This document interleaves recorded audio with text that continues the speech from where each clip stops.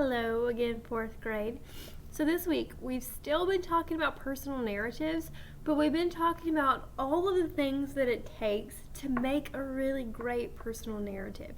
So yesterday we talked about setting, what setting is and how to make a great setting.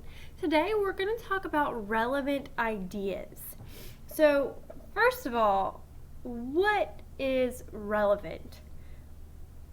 When I talk about adding ideas or only adding ideas that are relevant, what do I mean?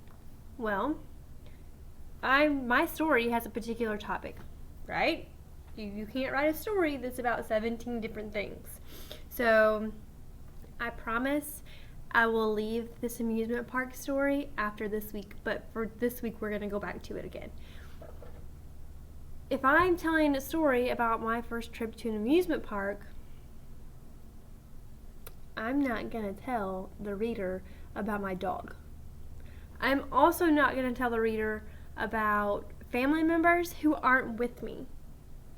Unless, of course, I wanted to tell them about my sister, who I wished could go but couldn't. But I'm not going to tell them about other family members that don't really have a part in the story. I'm not going to tell my readers about what shoe size I wear or about when I got my glasses.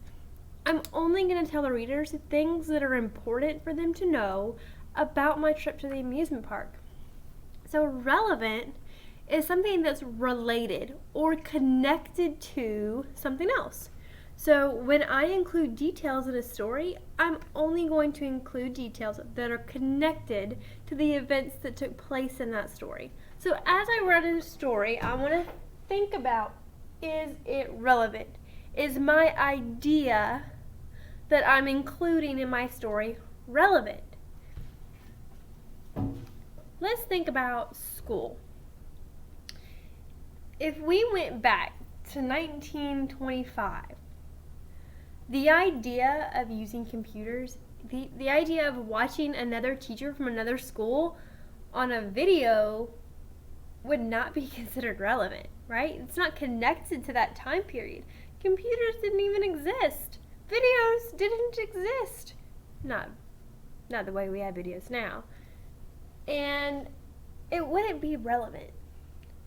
Now, if I came to your school or to class and taught you how to use a typewriter, that wouldn't be relevant. You're probably never going to use a typewriter. So why would I teach you that? Why would you need to know how to use a typewriter? It's not relevant because no one uses them anymore. So every time we add a detail or tell about something in our story or add to the events in our story, we need to ask, is it relevant? Ask yourself, does it make sense in this story? Would it make sense in my amusement park story to talk about how much I love ice cream? Probably not. Does it make sense? It might make sense in another story, but not this one.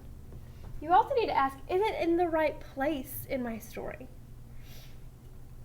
Maybe you do have a detail. Maybe you have several details that fit in your story. They are relevant. But if they're in the wrong place, it could seem like they're not. It could seem like they don't belong.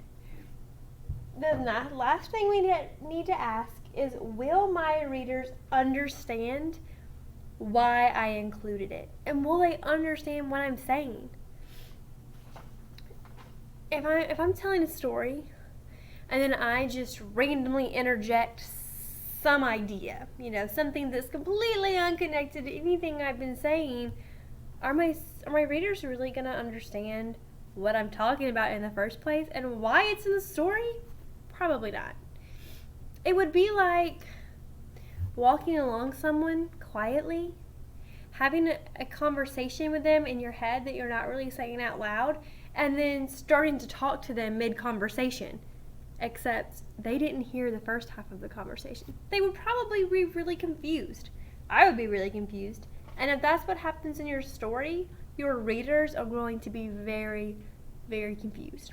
So, as you add details to your story, and as you're planning out your details, remember to always think, is it relevant?